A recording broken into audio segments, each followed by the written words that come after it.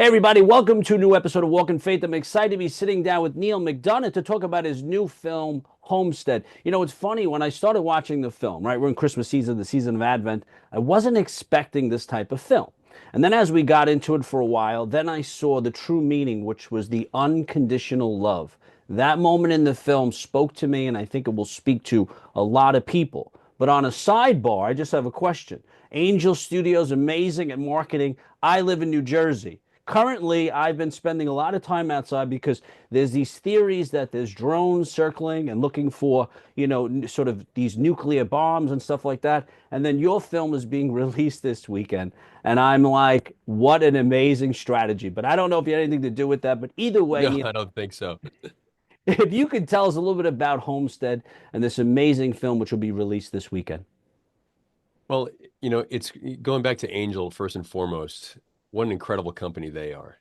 My wife Reve and I have been blessed we did the shift with them. Now we have Homestead and we have the last rodeo coming out, and who knows what's going to happen in the future, but we know it's just going to get bigger and brighter.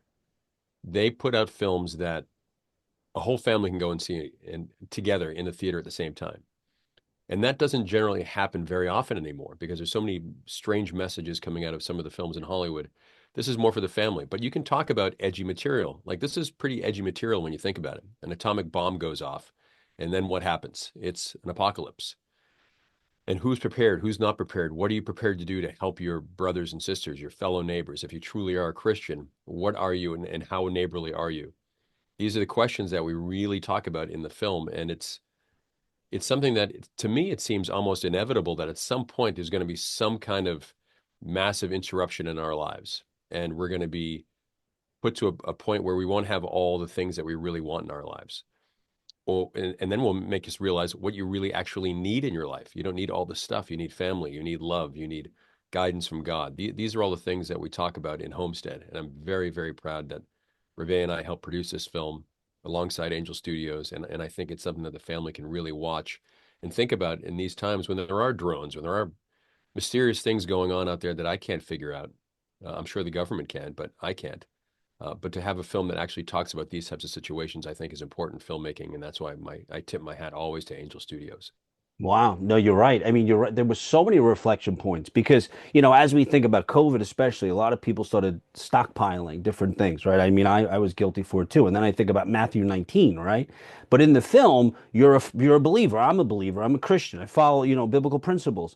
But then there's that internal struggle, right, of my family, and you were put to the test in that. And as I'm watching this, and I love, there was some parts in the film where you would reference God and but it was there, but it wasn't as intense as later on in the film. But when you would say those references, and then I would think about your actions, and I saw the internal conflict. So then I put myself in your position and said, well, what would I do in that situation, in that position, in that And internal and, that, and that's struggle? and to me that's the film. What would you do if you have my character? I kind of base him on a Richard Branson type of character. The guy has everything. He's been incredibly successful in so many things in his life, and he has everything planned to a T. And he planned out at his homestead that something at some point is going to happen.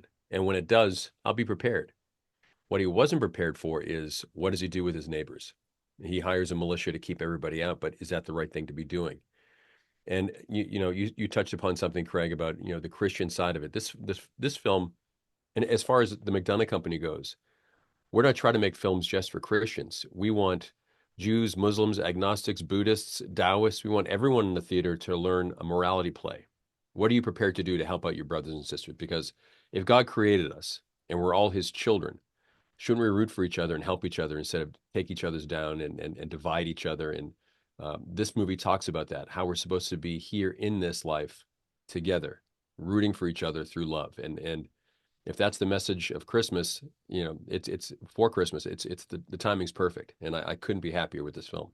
Ooh, you're right. You're right. I say the same thing all the time when I see people holding up signs, right? We call ourselves Christians, but then it's like, or I'm willing to carry my cross, but then when it gets too heavy, I put it down. That's Those right. reflection questions are really, that's what I walked away with as I'm watching that. Because like I said, what would I do in that situation? But then I started questioning. I said, okay, let's say something like that does happen, right? Let's say it happens. And we all have these biblical principles.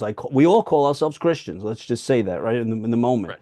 But at what point do I sort of shelf my Christian beliefs and become selfish and become self-centered. How long do you think it would take? That's the question, isn't it? Would you last 1 minute if push comes to shove and there's, a lack of food, lack of water, lack of anything, lack of a shelter? What are you prepared to do for your brothers and sisters? And how hard will you fight to get it for your family is the other side of it. Those who are outside of the gate and they want to provide for their kids, what are they prepared to do? It's probably not going to be very pretty things. And we talk about all those issues in Homestead. And I think that's why I love Angel Studios and the importance they put behind their films. And, The Shift was a great film. It really made you think, how much do you really believe? Mm, And what are you prepared to do? Cabrini, another one of those amazing films that touches upon the same kind of thing. And this is the same. And then The Last Rodeo, which we have coming out, is about an aged rodeo legend who has to go back and ride because he doesn't have enough money for a certain situation. But it all tests your faith. What kind of person are you? You say you're a person of faith. Well, sometimes you're going to be tested. mm, And you talked about being crucified at times. When you do get crucified, and I've been crucified, we all know that. We've all been crucified at times. And when you look back on your own personal crucifixion, you look back at it with pride because you got through it. If you ask God for courage, He's going to put courageous situations in front of you. And what are you going to do with those situations? Are you actually going to rise to the top and be courageous, or are you going to fall? mm, And that's what I love about what Angel's doing in their films, what we've done in Homestead. And it makes you think, what kind of human being am I? Not just what kind of Christian I am. What kind of human being am I am I going to help out my brothers and sisters on this planet while I'm here? That's the mm. message. And that's what we should all be striving for.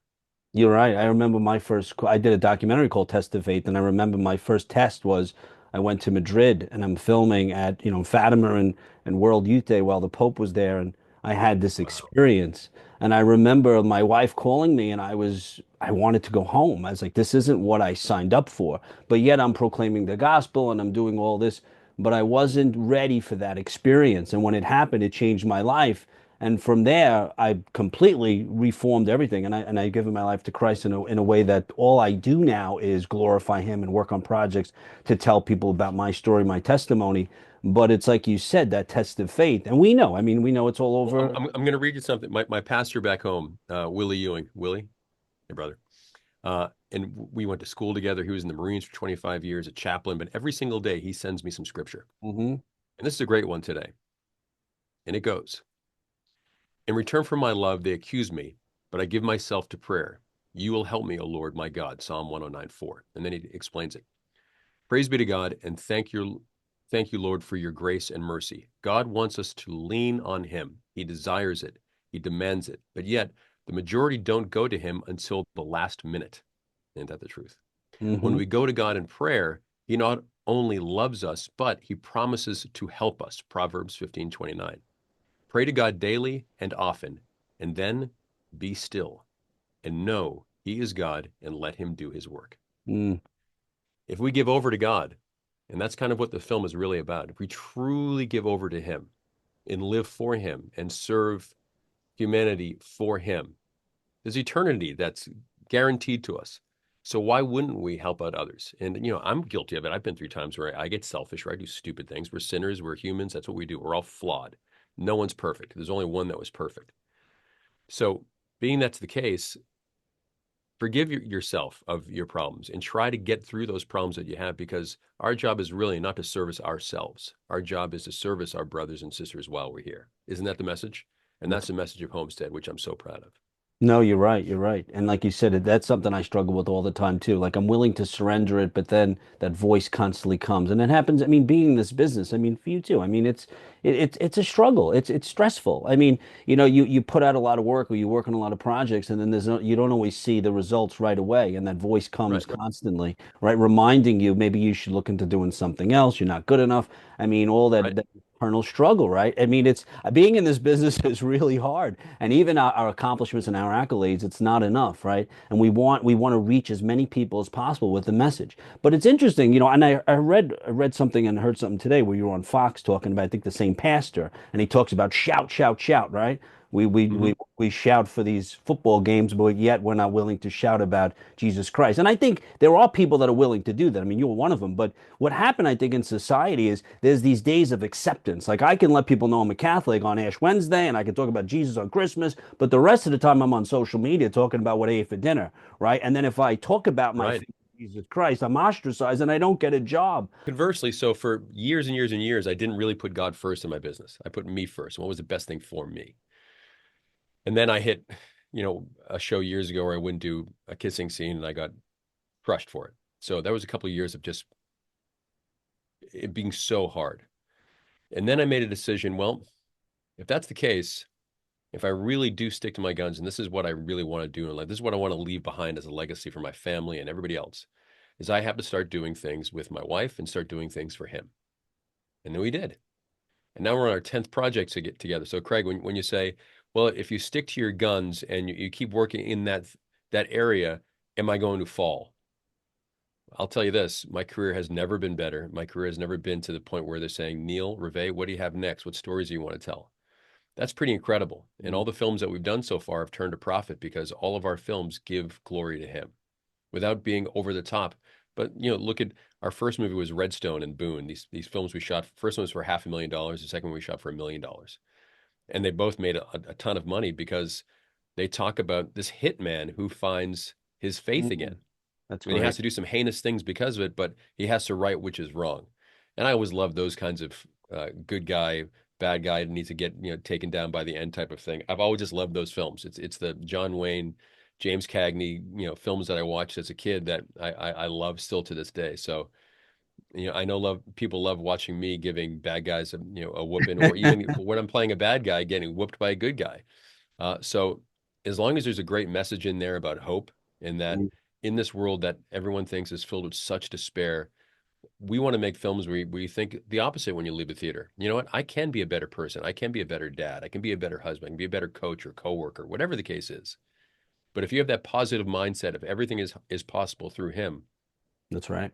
then what's stopping you?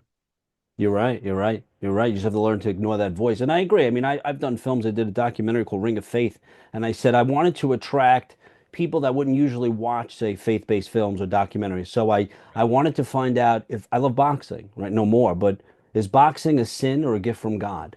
And how does that gift become a sin? So I interviewed all these world champion boxers. Mario Lopez is in it. I mean, everyone's in this film. And in the end, you come to this conclusion, right? Based on the documentary. And then I did another one similar to you. I did one on the mafia, Omerta, the act of silence. I wanted to show the perspective of the mafia, but from a faith-based element, right? And Right. so I was able to attract people that wouldn't turn on a religious film, but might want to watch this film like Homestead, right? But the message is clear, right? The message is clear, but that's how I felt when I watched Homestead. So let me ask you, in the film, right, when there's sort of this, she has the epiphany, right? She comes to this realization, and you sort of hinted that that might have happened to you. Did that happen to you in your life, in your journey, where, like I had, I call it my spiritual awakening. Did you have a spiritual awakening while you were sort of, throughout your Hollywood career? Yeah, it was the day that I gave up alcohol. And that was to me, the ultimate wake up call for me that I think I was taking things too lightly in my career. I wasn't as focused as I should have been. I wasn't focused on him. I was more focused on me and my desires. And then when I gave up alcohol, it made me realize, okay, what can I do to make the world a better place? Kind of simple. And then I just realized that this was the right path for me and to make films that talk about those issues. And thank goodness for the Irwin brothers and the Kendricks and Dallas Jenkins and all these other filmmakers that have been doing this for the last several 10, 15 years. Pureflix, Angel, all these other companies that have done things with such bravery when everyone said, no, you can't do that. No one's going to watch your films. Well, that's obviously not the truth. When you get something like Sound of Freedom that grossed $250 Oh million my dollars at the God. box office, the biggest independent film success of all time. So when you tell me that people don't want to see faith-based things, I say you're absolutely mistaken. In fact, I was talking to Glenn Beck yesterday, we just read that, but 10 or 12 of the different networks, they send out what they're looking for, all the TV shows or the movies they're looking for. And several of them at the bottom would say, oh, by the way, if you have anything faith-based, we're very interested this year. Oh yeah. Well, what's that about? I think there's a change. I think people Yes. there's a change in politics. There's a change in thought process. There's a change in what America is. There's a change going on, and it's a positive change. And you have to stick with that, keeping it positive. Even if the vote didn't go your way, this is America. This is the greatest country that was ever devised. My parents came over from Ireland with $12 in their pocket. My dad walked straight into the army office and said, "Make me an American." He shipped overseas for 5 years. Those are the things that you work towards to really appreciate who you are and where you are and what country you belong to. So for us to be able to make films that give glory to him and talk about family here in America, I think it's just important filmmaking. Homestead also, as you can see by the poster behind me, um, there's for those who are action fans, we got it. For those who are romance fans, that's in there. For those of you who just want to see, a great film, that's there as well. But if you want to see a film where you can bring the whole family to and have a discussion after about what life is really about, those are Angel films, and this is another one of them. And I'm so proud that Reve and I are part of the Angel family moving forward. No, I agree. I think, like you said, there's a major shift happening in Hollywood.